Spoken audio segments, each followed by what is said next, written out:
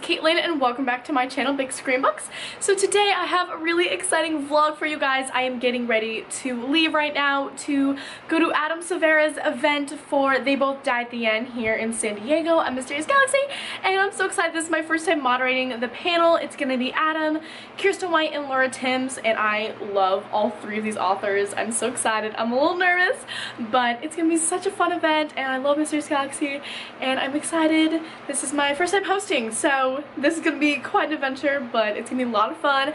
My roommate Bailey is coming, and of course my best friend Jessie is coming, so I'm excited they're coming to support me. Alright, I have arrived at Mysterious Galaxy, and I decided I'm gonna show you around the store a little bit. Here's the front. Eat, sleep, read.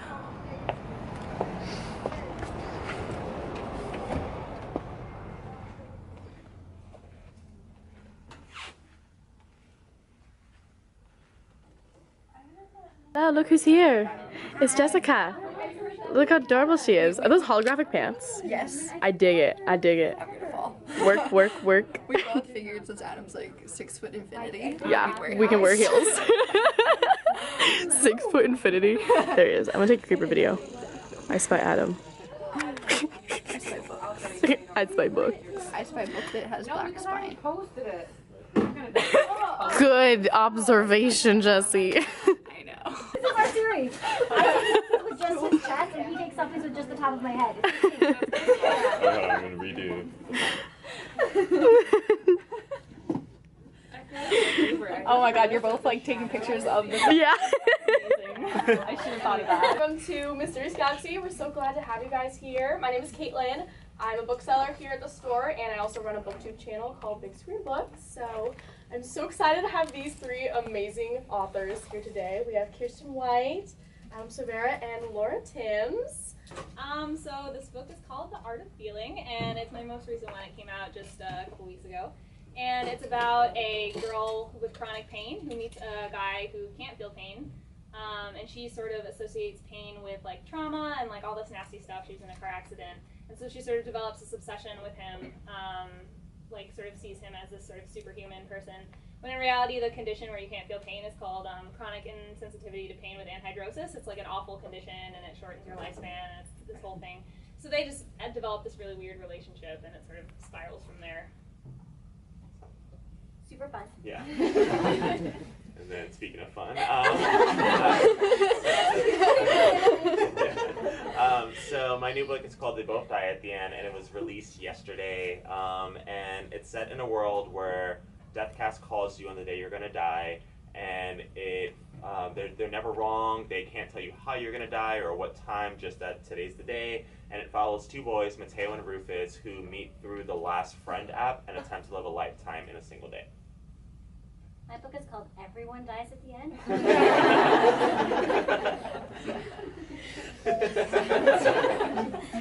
wish. I'm in the middle of editing book 3. I wish I just killed them all in this one.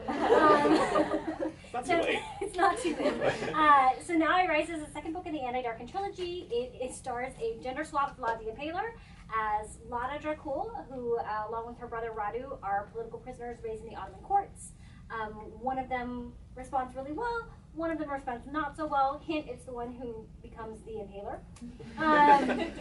So book 2 kind of continues. Anti-Darken starts with their birth, because that's what every YA book wants. And then kind of positions them for the next chapter of their lives. Now I Rise follows Lada's adventures trying to get and keep the throne of Wallachia, and Radu's adventures behind the walls of Constantinople during the siege and eventual downfall. Spoiler alert, Constantinople falls. Originally when I wrote the book, it was just Mateo's perspective. When wanted to write a boy who, you know, I'd written More Happy Than Not, which was like very autobiographical in a lot of ways, and in the case for Mateo, I wanted to write a character who I wanted to aspire to be, not someone who I actually was, and I was like someone who was like pure Hufflepuff and like perfect and amazing and like the last person you want to see die. So yeah, but then, you know, while trying to like figure out like Rufus's character, I realized that like everything that I knew about him was pretty much just contingent on like what we got out of him from his relationship with Mateo. I didn't actually know who he was as an individual, so I started writing some small scenes like from his perspective, and then eventually like he completely dominated like his own narrative as well. Like it's now like evenly split, and then from there I was like, oh, you know, I'm really curious like what's happening with like this character and that character while Mateo and Rufus are off doing this. And that was part of the fun of it, is like I'll have people be like, oh my gosh, I was Googling this and she used so much real history. I'm like, no, it's historical bullshit. They're like, wait, this actually happened. I'm like, yes, I know. I'm aware that it happened. I did thousands of pages of research to write that one scene. For me, grounding it in the history, I couldn't divorce it from that because it just informed who they were so much. There's a literal apology to Hungary in the back of this book. Oh my God. You know, I did it, so the research and trying to structure it to be faithful to the history while also obviously Vladimir Peter was not a girl. I had some people be like, oh, this one tiny point didn't actually happen. I'm like, no, he wasn't a girl. So, and being able to form a plot around the real world where you can't just go ahead and impale 20,000 bodies. I mean, I guess you could, but we're not being realistic there. But I think It'd be quite the story, though. Let me tell you, thinking through the actual logistics of transporting that many bodies and like getting that number of stakes and like it is a process. I'm frightened by the knowledge you've absorbed. That was a really rough time to, I'm like, wait, it would take a really long time to transport all these bodies, and she'd have to have somebody employed just to dig the holes for the posts, and then they'd have to build in enough time to like display them how they wanted them. Like it was contemporary. I'm like, I don't know how to do it, you guys. I actually have a really specific zombie apocalypse plan. Do you want to hear it? Yes. Okay. Oh my God. First zombie on the ground. Because food is plentiful, social mores haven't broken down, so people aren't walking around with machetes and chainsaws yet. They're not going to shoot you in the head because they're going to be like, oh, that poor woman's sick. So you don't have to watch your loved ones suffer. You don't have to like struggle for survival, and you get a lot of food. So you. Oh, I so want to be first zombie. Okay. I want to be first zombie on the ground. All right. I haven't heard that one. Yeah. That's my plan. My dad, I talked about getting like that shark suit that, you know, the sharks can't bite him or hurt him, you know? Because I'm like, well, if a shark can't bite through it, I'm sure a zombie couldn't. But then you're going to struggle to survive for so long. You don't have to be trained for yourself. That's because I'm not in the water. But. See, I like grew up on video games, so like I would find like some like thrill from like trying to survive for the long, except I wouldn't respawn. But I have 2 words: cry and die. In light of they both die in the end, if each of you were notified by Death Cast that it was your last day, what is something that you would want to do? What's on your bucket list? well, Kirsten's gonna get herself infected. Everyone out with me. So, get the zombies. Okay, so something we would want to do. You would think I'd be able to spit an answer out for this, right? Like, this is literally the premise of the book that I've been working on for 5 years. Just give her a copy. Like, I'm thinking, I don't even think I was asked this yesterday at my launch party. Like, I would just like find a way somewhere in my brain to, you know, you have like someone who like made you kind of angry a while ago, like at the grocery store, and you like keep thinking of a comeback you could have said to them, or like someone you kind of hate is like still vaguely in your life. Like, I would stop thinking about those people, just like somehow. That's all I really want to do for my last time. I just want to not think about I thought you were going to like find out. that's I was like, she got her comebacks now. You She's She's going to hunt out every person.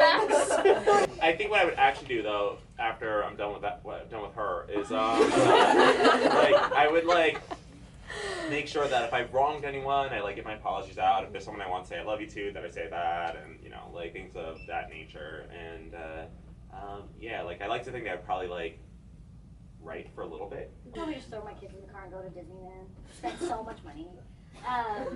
And then write him I mean, goodbye you do notes. that any other day. Right? Write him goodbye notes and then microwave my laptop.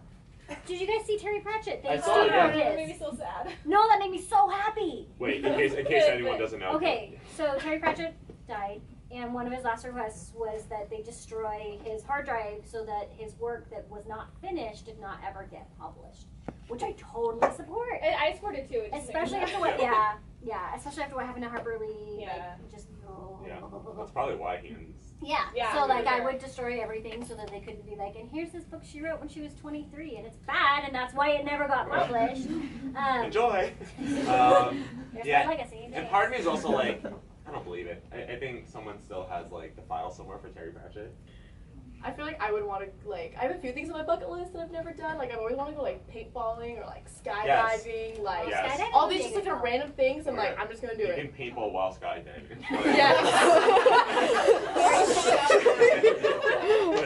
You're shooting at the plane you're falling away from. That actually seems dope and very like Mission Impossible. Like, Oh my god. Okay. We're going to have a paintball war Yeah, I know. while skydiving. Let's do it. And then also on the topic of Elliot, I'm curious about like what kind of research and stuff you did with his medical condition and like incorporating that into the story, because to me that was like really interesting. Yeah, the research was actually really interesting because it's a really interesting condition. Like, it sounds really nice to just not have to feel pain, but then it comes along with like you also can't sense extreme temperatures, like cold or pressure. And when you're a kid, like, you don't know better, so you're like chewing off your tongue and like doing all this stuff to yourself. Like, it's really horrific. Like, it comes with a lot of accompanying awfulness, and it was really interesting to do the research though, because it's very rare.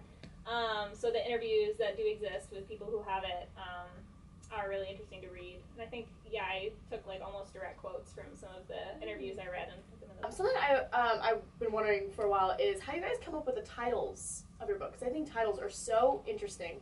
And I was like, do you come up with them beforehand? Is it like while you're writing the title kind of comes to you? My favorite is I saw a tweet, someone just said Adam saying, the title's kind of a spoiler, and Adam was like, and the guy, I got the sense the guy was serious. He was like, the title is a spoiler. Yeah. It's no, I mean, and I've gotten that for a while now. Like, I mean, there are Goodreads reviews, not that I look at those, I look at them. It's like, I mean, I came up with the title almost instantly. Like, I mean, before I even knew who, like, they both were, it was, like, originally it was going to be about, like, a boy and a girl, and then I changed gears because I just, like, like, we don't see enough, like, high concept queer fiction, and like, this was back, I was writing, so I had this idea for the first time in December 2012, and I sold my first book in December 2013, and then officially started writing it after, like, outlining in January or February 2014 while waiting for my edit letter for the first book. And there still wasn't, we weren't having conversations about, like, diversity yet, and I was like, oh, well, like, I want people to read queer characters, and, like,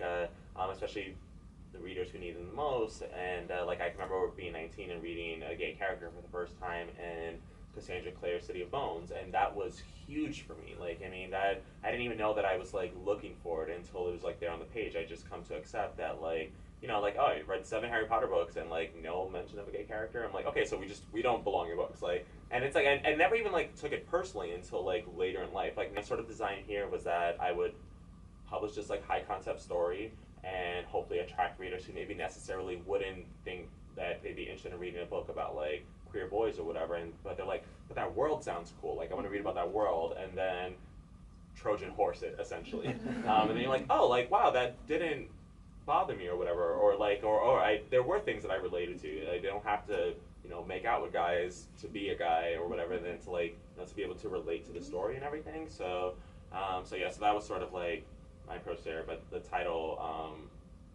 was the very first thing that, like, I came. We just finished the event. And I brought my lovely roommates to the event. That's us. So shout out to them, and they're gonna get More Happy Than Not signed. It's such a good book, and I'm happy you guys are here. Okay, tell them which books sounded interesting. They Both Die at the End. I want to read that one. Yeah, I haven't read any of them. Or the other name. The Art of Feeling, Yeah, Laura Tim's that book. Those are both really good. It's a really good panel.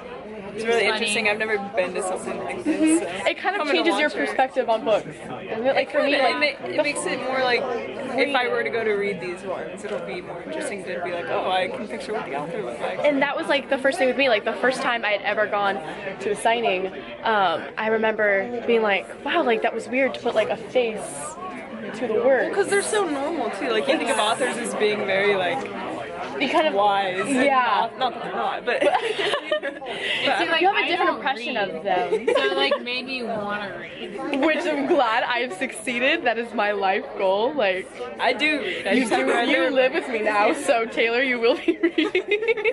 Bailey and I have reading parties. We have reading dates. I'm out of here. We finished the event.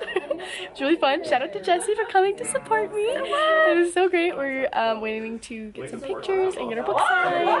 And they're just like the best. Like these three authors, like this was just such a great group. And I just adored them. And my roommates are getting the book signed, so I'm gonna go sneak up on them now. Everybody loves Sanjay. Oh yeah, he was hilarious. Sanjay, I'm getting married. We just left for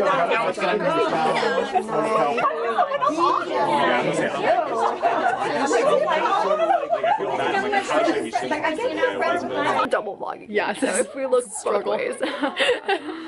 Thank you guys so much for watching. Thank it you. was so much fun. I had a great time. Me too. Oh my god, I'm still just like, like I'm just, I don't know what to say. Yeah, and if you ever come to San Diego, visit Mysterious Galaxy Bookstore. Especially if it's a big YA event, we'll probably be Yes. there. So you just come and hang out with us. Yes, just hit us up and say hi. So much fun. I love this bookstore. It is the best. It really We're is. in the young adult section right now, and this Our is favorite like corner. our favorite corner. My life. And yeah, So much fun. authors were just so great and so fun. Hope Yeah. you guys enjoyed watching our videos, our little highlight. Yep, And yeah, hope you guys will come check out Mysterious Galaxy. for sure. And even if you don't live in San Diego, you can get signed books from them. I'll leave You can links order below. on the website, yeah. we can, and we'll mail them out to you. So you can get signed or pre-orders and stuff from here if you want to support this awesome independent bookstore. Yes, for sure. Yeah. Be sure to subscribe. Heck yeah. Give it a Her thumbs too. up. Give it a thumbs up if you like these videos, and we will see you next time on our own channels. Bye guys.